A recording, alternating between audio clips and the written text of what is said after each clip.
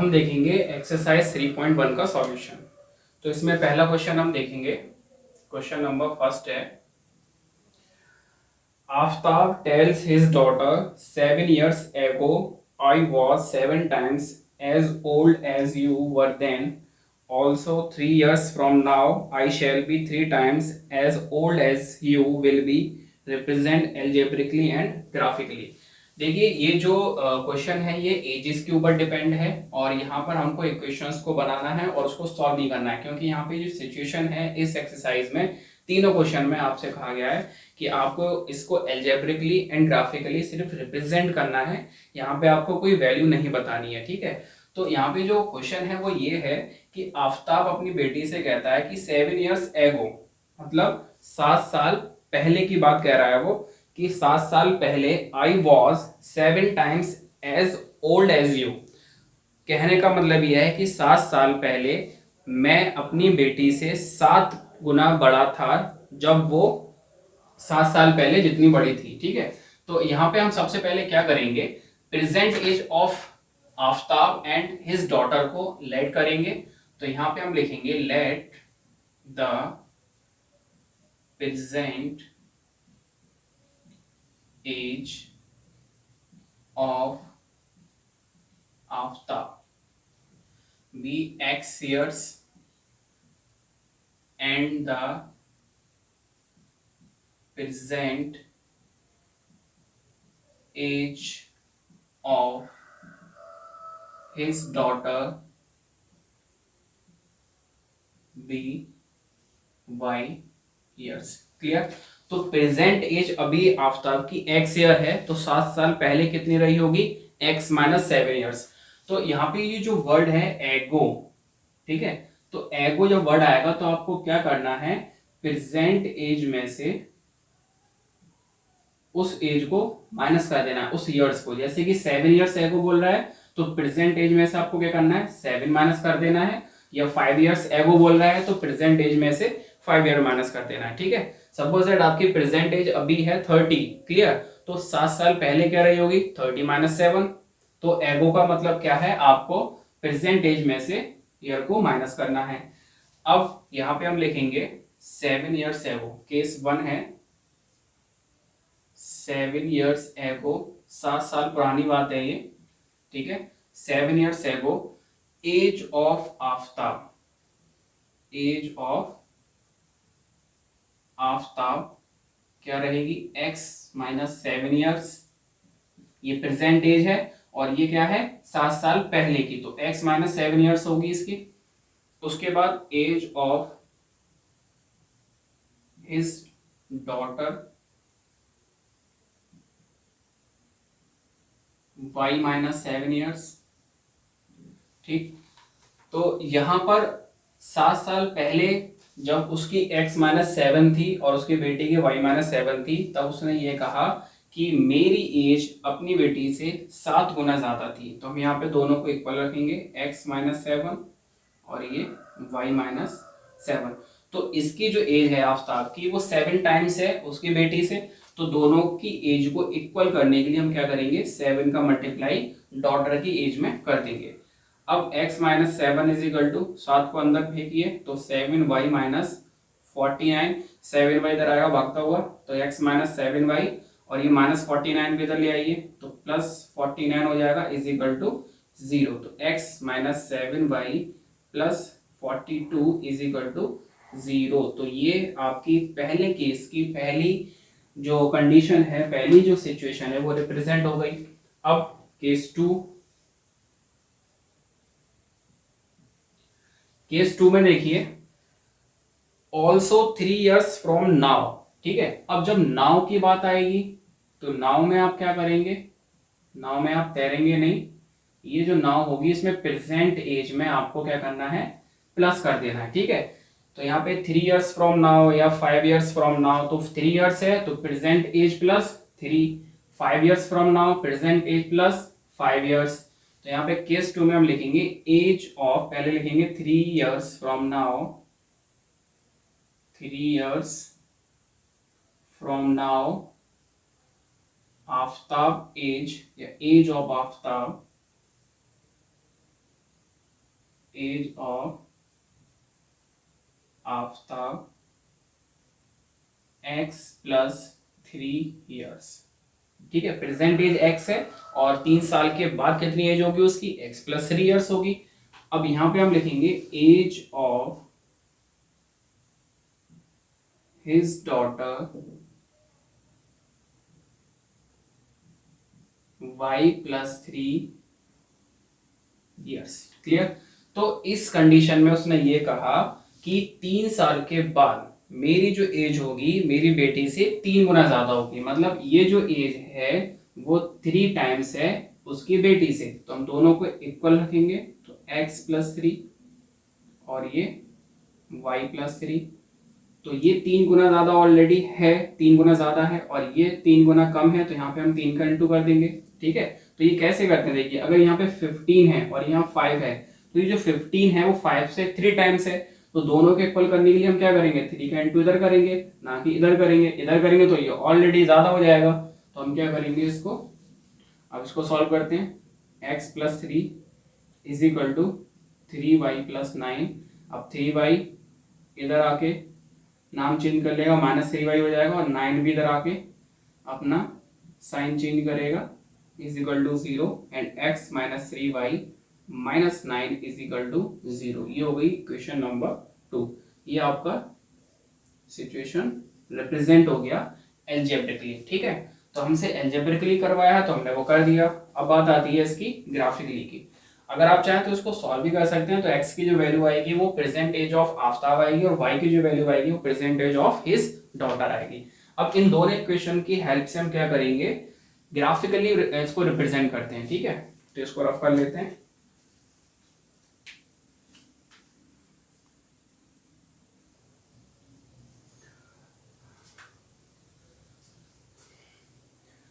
तो इन दो इक्वेशन को हम देखेंगे ग्राफिकली। ठीक है, तो यहाँ पे मैंने ग्राफ पहले से बना रखा है, तो ये आपका है y एक्सिस और ये है आपका x एक्सिस, और ये तो वो इक्वेशन है जिनको हमने अभी अभी रिप्रेजेंट किया था एल्जेब्रिकली। तो हम क्या करेंगे, सबसे पहले एक्स वाई टेबल बनाएंगे।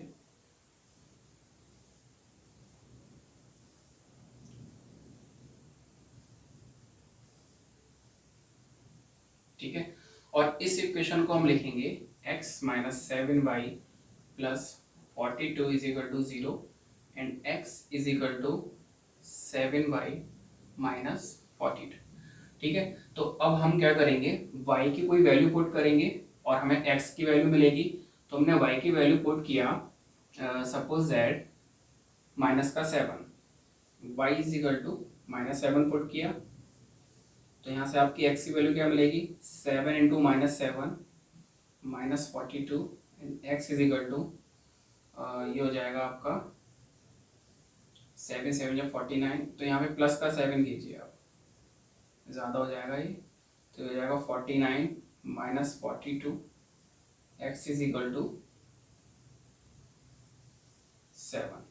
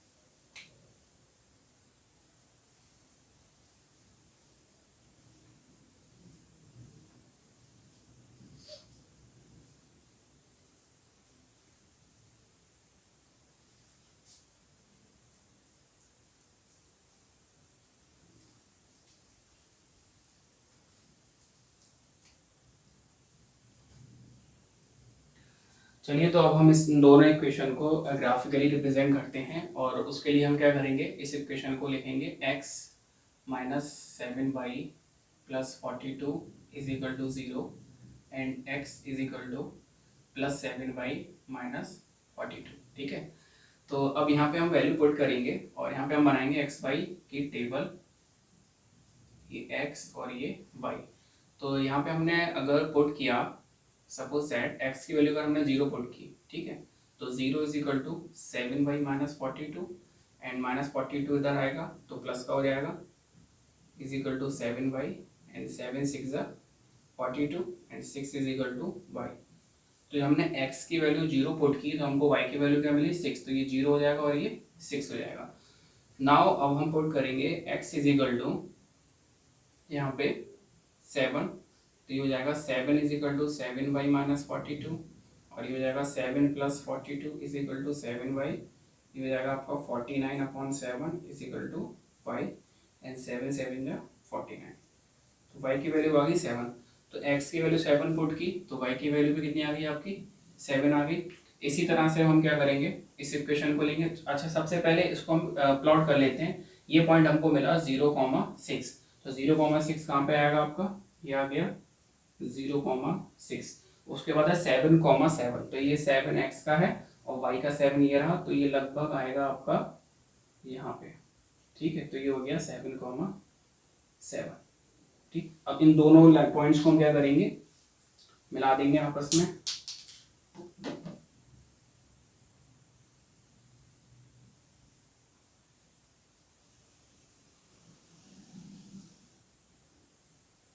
ठीक है, और इसके ऊपर इसकी इक्वेशन लिख देंगे, x - 7y + 42 is equal to 0। अब दूसरी इक्वेशन लेंगे हम, x - 3y - 6 is equal to 0। तो इसका हमने एक्स वाई टेबल बनाया।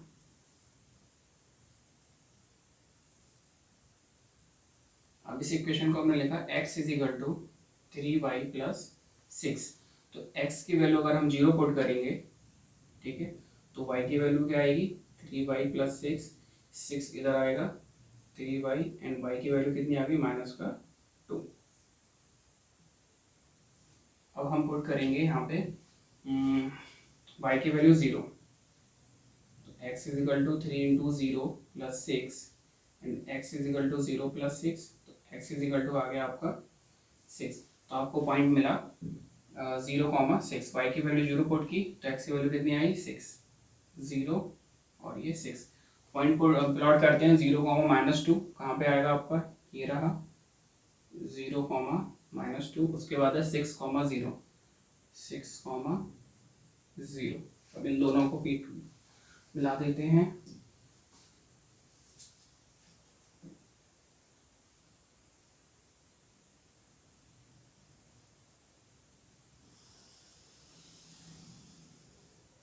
ठीक है, अब ये दोनों लाइन आपस में आके क्या करेंगी, मीट करेंगी, इंटरसेक्ट करेंगे आपस में। जहां भी इंटरसेक्ट करेंगे वहां पे हमको x और y की वैल्यू। चलिए, तो हम देखते हैं question number 2। The coach of a cricket team buys 3 bats and 6 balls for rupees 3,900. Later she buys another bat and 3 more balls of the same kind for rupees 1,300. And this situation represent algebraically and graphically. तो यहाँ पे bat और ball को खरीदा गया है coach के द्वारा। तो यहाँ पे हम सबसे पहले क्या लिखेंगे, let the cost of a bat be ₹X and the cost of a ball ₹Y। ठीक है, तो एक बैट की जो कॉस्ट है वो x है।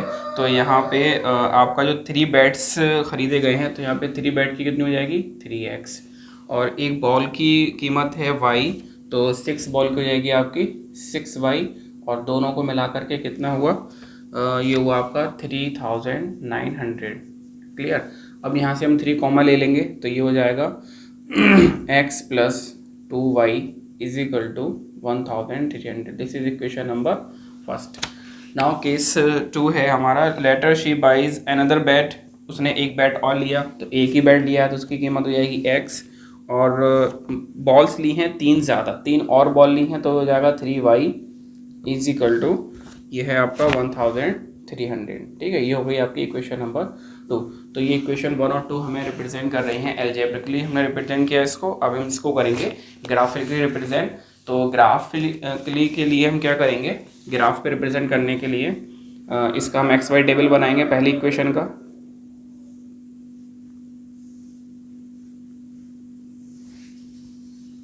ठीक है, तो यहाँ पे हम x अगर पुट करते हैं, इसको हम यहाँ पे लिखेंगे x plus 2y is equal to 1300। ठीक है, तो यहाँ पे हम क्या पुट करेंगे, x की जगह सपोज दैट हमने पुट किया यहाँ पे 300। ठीक है, तो x की हमने पुट किया 300, तो ये हो जाएगा 300 plus 2y is equal to 1300 and 2y is equal to, ये हो जाएगा 1300 minus 300 and 2y is equal to 1000 and y is equal to 500। ठीक, तो x की वैल्यू हमने पुट की 300, तो y की वैल्यू कितनी आई आपकी 500। इसी तरह से हम अब x की वैल्यू पुट करते हैं 500। ठीक है, तो ये हो जाएगा, इक्वेशन लिखिए आप x plus 2y is equal to 1300 और x की हमने पुट किया 500, ये हो जाएगा 500 plus 2y is equal to and 2y is equal to 1300 minus 500 and 2y is equal to, ये हो जाएगा आपका 800 and y is equal to 400। ठीक है, तो x की वैल्यू हमने पुट की 500, तो y की वैल्यू आई आपकी 400। सिमिलरली हम इक्वेशन नंबर 2 को लेंगे और इसका एक्स वाई टेबल बनाएंगे। x plus 3y is equal to 1300 और यहाँ पे हमने पुट किया, देखिए x की अब हम पुट करने वाले हैं 400। ठीक है, x की हमने पुट किया 400, तो वैल्यू पुट करते हैं 400 plus 3y is equal to 1300 and 3y is equal to minus 400 and 3y is equal to, ये हो जाएगा आपका 900 and y is equal to आ जाएगा आपका 300। तो ये हो गया आपका 300। नाउ x की वैल्यू को हम पुट करेंगे 700, तो x plus 3y is equal to and ये हो गया 700 plus 3y is equal to 1300 and 3y is equal to 1300 minus 700। ठीक है, and 3y is equal to, ये बचा आपका 600 and y is equal to हो गया 200। तो हमने यहाँ पे x की वैल्यू पुट की 700, तो y की वैल्यू कितनी है आपकी 200। ठीक है, तो ये हमको एक्स वाई टेबल मिल चुकी है। अब हम इसको ग्राफ पे आराम से प्लॉट कर सकते हैं। नंबर 3 है cost of 2 kg of apples and 1 kg of grapes on a day was found to be ₹160। After a month the cost of 4 kg of apples and 2 kg of grapes is 300 and this situation represent algebraically and graphically. तो यहाँ पे आपका सेब और अंगूर की बात हो रही है। तो यहाँ पे हम क्वेश्चन नंबर 3 कर रहे हैं, सॉल्यूशन। तो सबसे पहले हम क्या करेंगे, let the cost of 1 kg apple be ₹X and the cost of 1 kg grapes ₹Y। ठीक, नाउ केस वन में कह रहा है कि cost of 2 kg of apples. ठीक है, एक एप्पल की जो कीमत है वो x है, तो 2 kg एप्पल कितनी हो जाएगी 2x, और 1 किलो ग्रेप्स की y है, तो 1 ही किलो ग्रेप्स की पूछे तो ये जाएगा 2x plus y is equal to 160। ठीक है, तो ये हो गया equation number first. Now case 2 में कह रहे हैं आफ्टर अ मंथ, एक महीने के बाद 4 किलो जो सेब हैं और 2 किलो ग्रेप्स हैं, उन दोनों को मिला के हुआ 300। तो 4x plus 2y is equal to 300 and यहाँ से 2 कॉमन आ जाएगा हमारा, तो ये हो जाएगा 150, इक्वेशन नंबर 2। तो ये हो गया आपका एल्जेब्रिकली। अब हम करेंगे ग्राफिकली। उसके लिए हम क्या करेंगे, इक्वेशन फर्स्ट को लेंगे 2x plus Y is equal to 160 और हमने इसको बनाया एक्स वाई टेबल बनाई हमने, ये हो गया x और ये हो गया y। तो यहाँ पे हम वैल्यू पुट करेंगे x की, देखिए x की वैल्यू हम पुट करेंगे यहाँ पे, सपोज है हमने 10 पुट किया। ठीक है, 10 नहीं करेंगे तो छोटा हो जाएगा ये, यहाँ पे हम पुट करते हैं 20 पुट कर देते हैं। तो x की वैल्यू 20 पुट की, तो 2 इंटू 20 plus Y is equal to 160, ये 40 हो गया, तो ये उधर जाएगा तो माइनस का हो गया, and y is equal to हो गया आपका 120। तो जब हमने x 20 पुट किया तो y आ जाएगा आपका 120, और नेक्स्ट x की वैल्यू हम पुट करते हैं 30, तो ये हो जाएगा 2 इंटू 30 plus Y is equal to 160, ये हो जाएगा 60 plus Y is equal to 160, and y is equal to 160 minus 60, and y is equal to 100। ठीक है, तो x की वैल्यू हमने अब 30 पुट की, तो y की वैल्यू आई हमारी 100। और यहाँ पे दूसरे इक्वेशन को हम लेंगे, तो दूसरी इक्वेशन है 2x plus Y is equal to 150। X Y table बनाइए। ठीक है, अब यहाँ पे हमने x की वैल्यू पुट करनी है, सपोज दैट हमने यहाँ पे पुट की 40। ठीक है, तो x की वैल्यू हमने पुट की 40, तो 2 इंटू 40 plus Y is equal to 150, ये हो गया 80, तो y is equal to 150 minus 80, and y is equal to ये बचा आपका 70।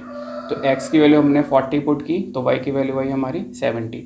ठीक है, अब हम पुट करते हैं x की वैल्यू 60, तो ये हो जाएगा 2 इंटू 60 plus Y is equal to 150, and y is equal to ये हो गया 120, एंड 150 में से माइनस कर देंगे, तो y इज इक्वल टू आ गया हमारा 30।